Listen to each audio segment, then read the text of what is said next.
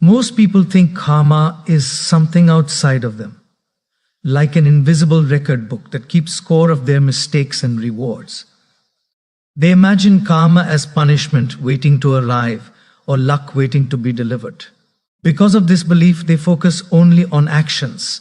They think if they do a few good deeds, something bad will be cancelled. If they apologize once, years of hurt will disappear. If they pray, donate, or perform rituals, the past will be erased. But karma does not begin with action.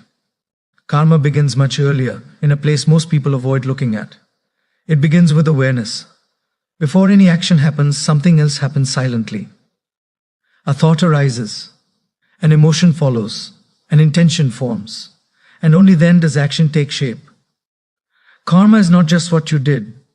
Karma is why you did it, how unconscious you were while doing it, and what pattern inside you was operating at that moment. Without awareness, people keep repeating the same actions in different forms, wondering why the same results keep returning. Awareness is the light that allows you to see your own patterns honestly, and patterns are the true carriers of karma. A person may change their behavior temporarily, but if the inner pattern remains untouched, life will recreate the same lesson again. Different faces, different situations, different timing, but the same emotional result. That is karma repeating, not to punish, but to teach. Many people say they regret their past actions, but regret without awareness does not transform anything. Regret only looks backward with pain. Awareness looks inward with clarity.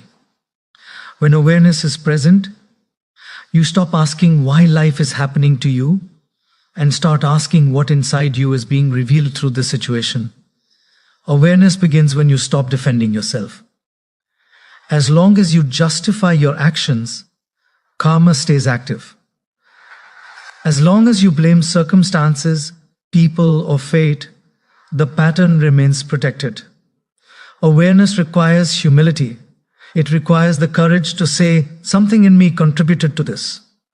Even if the situation was unfair, even if others were wrong too, karma is not erased by pretending the past did not happen.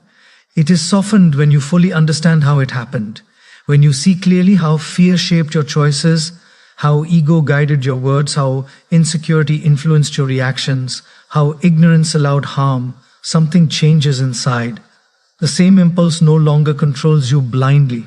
Awareness turns unconscious reactions into conscious responses. And the moment a reaction becomes conscious, karma begins to weaken. Because karma survives on unconsciousness. It needs you to repeat without noticing. It needs you to act without understanding. Awareness interrupts that cycle. Many people try to fix their life without understanding themselves. They change jobs, relationships, cities, habits, but because awareness is missing, the same emotional experiences return. They feel misunderstood again. They feel betrayed again. They feel stuck again. And they wonder why. The why is simple. The inner pattern was never seen. Awareness is uncomfortable because it removes the comfort of victimhood. It asks you to take responsibility not just for what you did, but for who you were being at that moment. And that responsibility is not about guilt, it is about ownership. Ownership dissolves karma faster than guilt ever can. Guilt keeps you stuck in the past. Awareness frees you from repeating it. When you are aware, you don't need to punish yourself. You naturally change. Just like when you realize the stove is hot, you don't need discipline to stop touching it. Understanding is enough. Awareness also changes how you see others. When you understand your own unconscious patterns, you begin to recognize them in others. This does not excuse harm, but it reduces hatred. It creates compassion without weakness. And that compassion releases a lot of karmic weight carried inside resentment. Bad karma is often not about bad intention. It is about lack of awareness. People hurt others while trying to protect themselves. They speak harshly while trying to feel safe. They lie while trying to avoid pain. They abandon while trying to survive. Awareness does not justify these actions, but it explains them. And understanding breaks repetition. When awareness deepens, you start noticing the moment before the mistake, the pause before the angry word, the tension before the dishonest choice, the insecurity before E. The controlling behavior. That pause is powerful. That pause is where karma can be transformed. Without awareness, people try to be good while remaining unconscious. That goodness becomes forced, artificial, exhausting. With awareness, goodness becomes natural. You don't need to remember to be kind. You see clearly why unkindness harms you as much as it harms others. Awareness also changes the way consequences are experienced. When something difficult happens, instead of reacting with bitterness, you begin to ask, what is this teaching me about myself? That question itself dissolves part of the karmic burden, because the lesson is being received consciously. Karma continues until the lesson is understood. Not suffered, not endured, not tolerated, but understood. Awareness is the act of understanding. While the experience is still alive, not years later with regret. Many people perform good actions hoping to erase the past, but they do so with the same unconscious patterns. They help others to feel superior.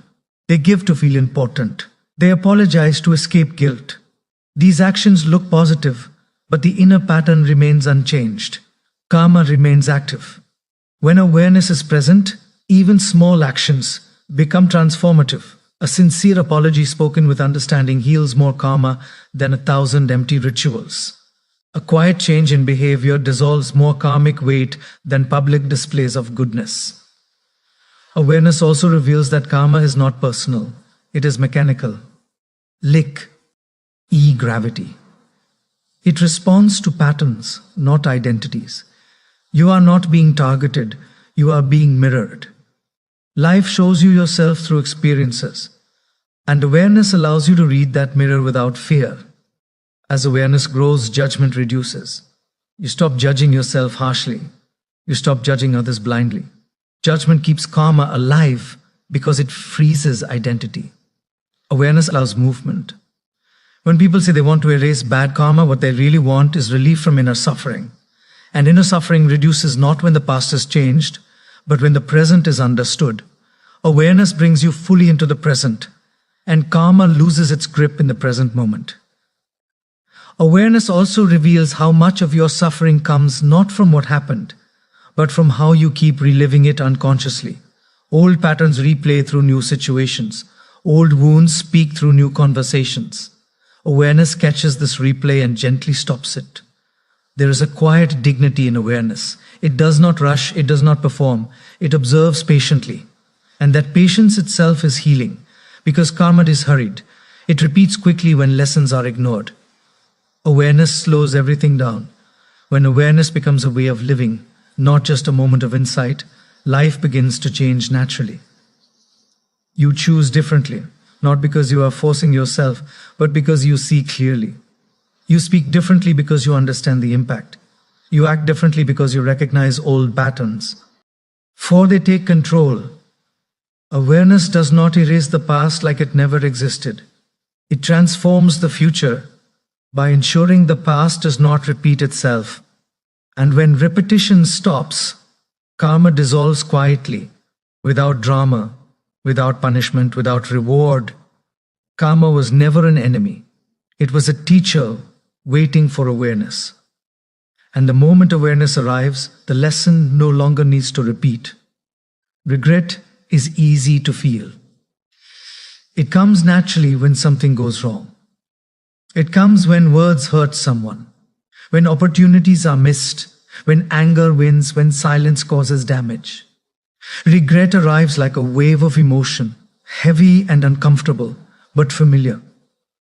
Many people live with regret for years, believing that feeling bad is the same as making things right. But regret, on its own, heals nothing. Responsibility does. Regret looks backward and says, I wish it had been different.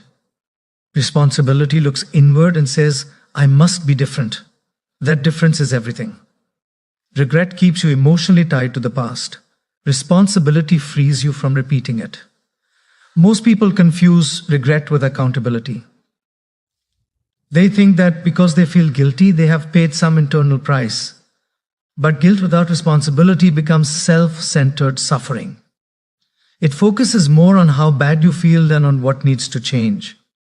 Responsibility is not about feeling bad. It is about doing the inner work that regret avoids. When something breaks in life, a relationship, trust, self-respect, peace of mind, regret, breathes quietly inside. Responsibility stands up and takes weight on its shoulders. Responsibility does not ask who else was wrong first. It does not calculate fairness. It asks one simple, uncomfortable question. What part of this belongs to me? That question is powerful because it removes excuses. As long as excuses exist, karma remains active. As long as you explain yourself instead of examining yourself, the same patterns return.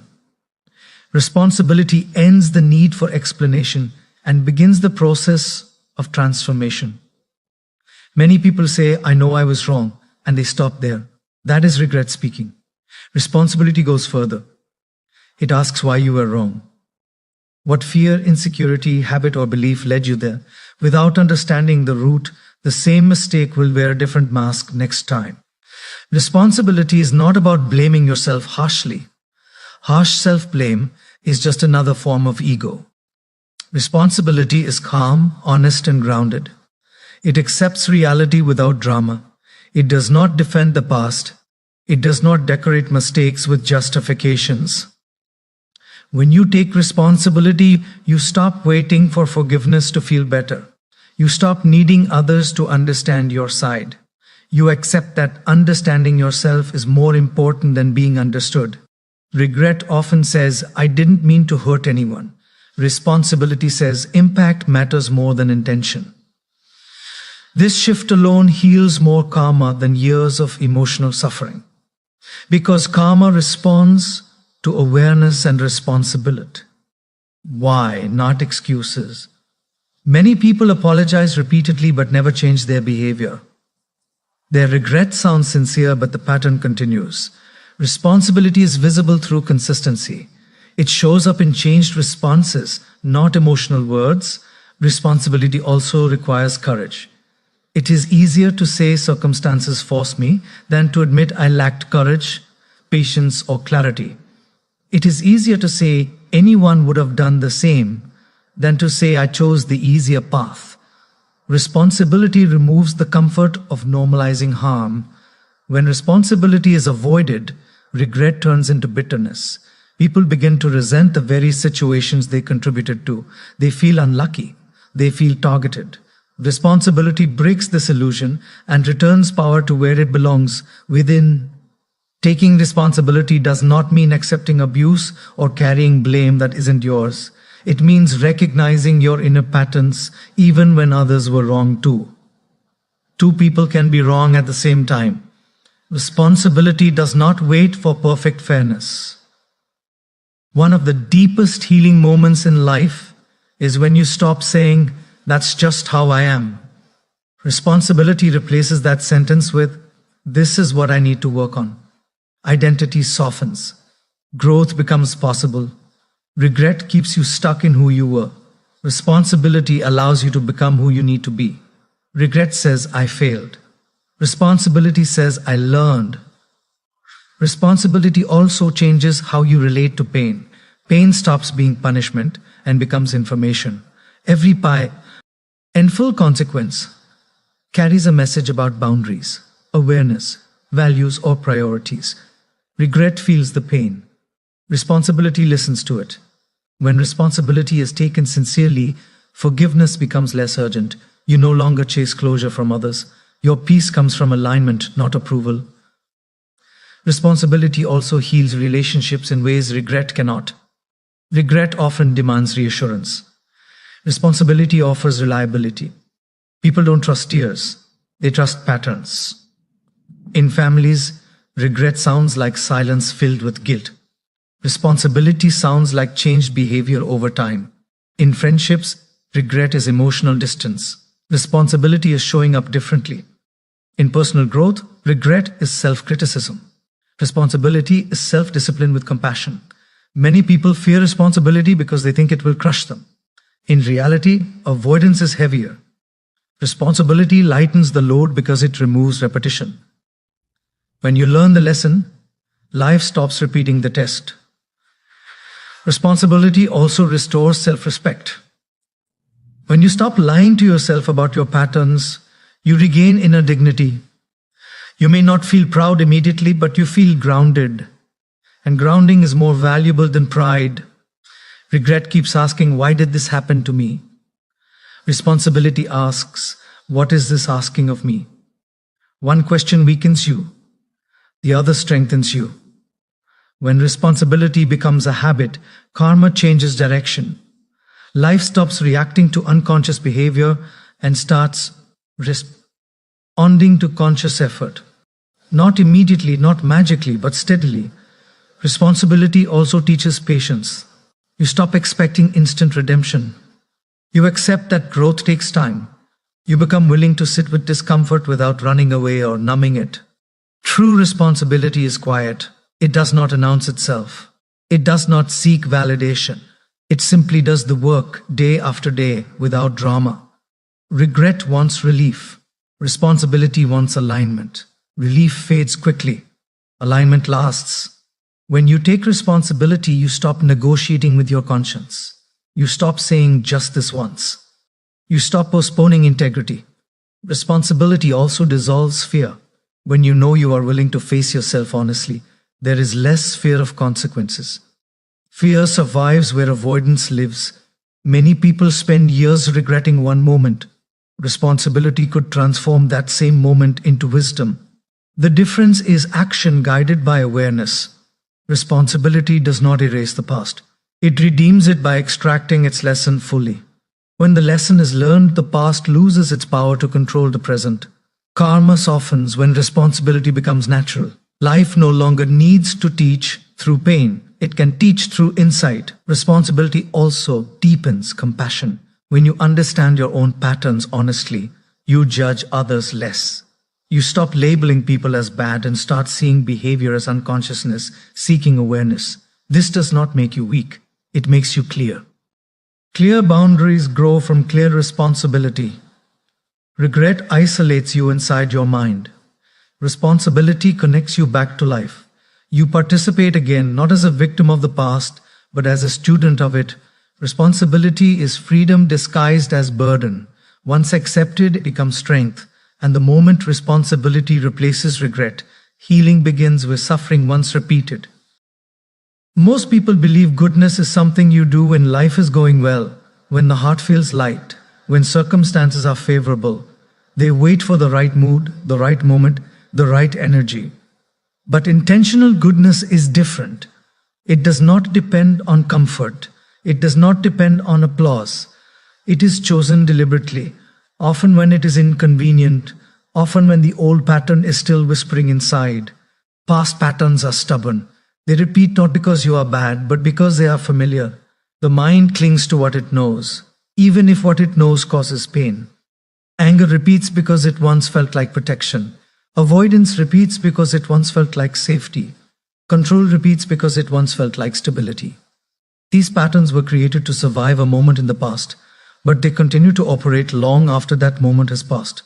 Good intentions alone cannot rewrite these patterns. Awareness shows them. Responsibility owns them. But intentional goodness actively replaces them. It introduces a new response where an old reaction used to live. Intentional goodness means choosing patience when irritation feels natural. It means choosing honesty when manipulation feels easier. It means choosing kindness when silence or sharpness would protect your ego. This choice is not dramatic, it is quiet. And because it is quiet, it is powerful. Many people think karma changes through one big act, one apology, one sacrifice, one turning point. But karma is built through repetition, so it dissolves through repetition as well. Intentional goodness works because it is consistent. It meets the same situation again and responds differently. The first time you choose goodness intentionally, it feels unnatural. The body resists, the mind argues, old habits demand their turn. That resistance is not failure. It is evidence that a pattern is being challenged. Patterns do not dissolve when they are attacked. They dissolve when they are replaced. You cannot simply remove anger. You replace it with understanding. You cannot erase selfishness. You replace it with generosity. You cannot destroy fear.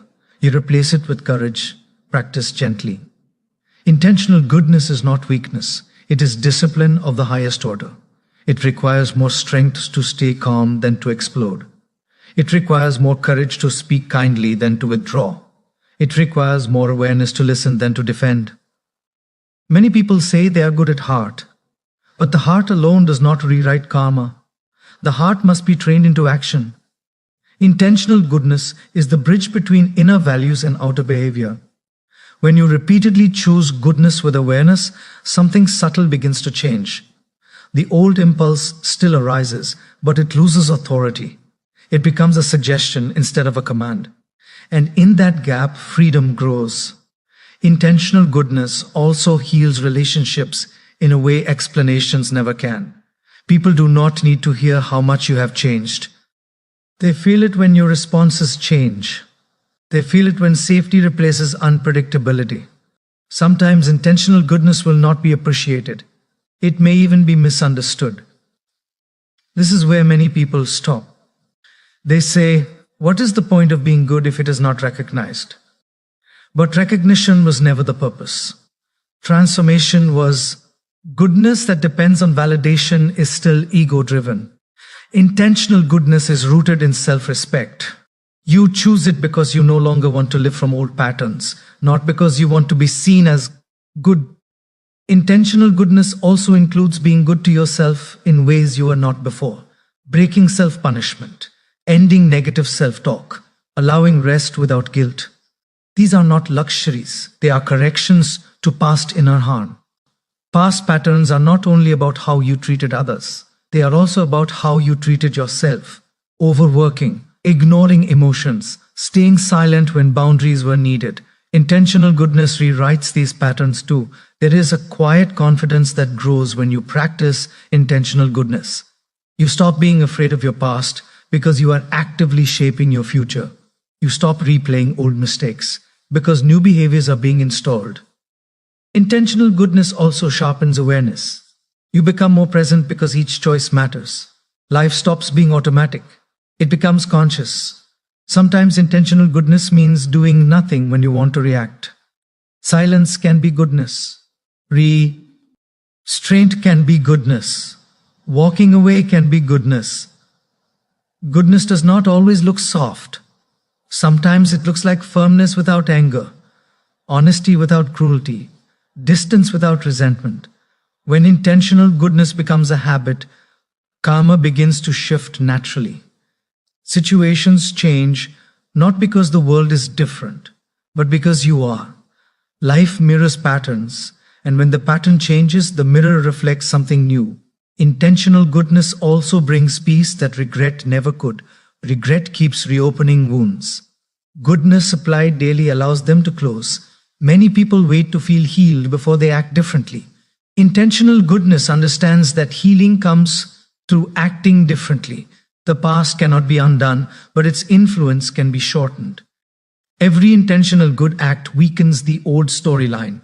Every conscious choice shortens the length of the shadow. Intentional goodness also builds inner trust.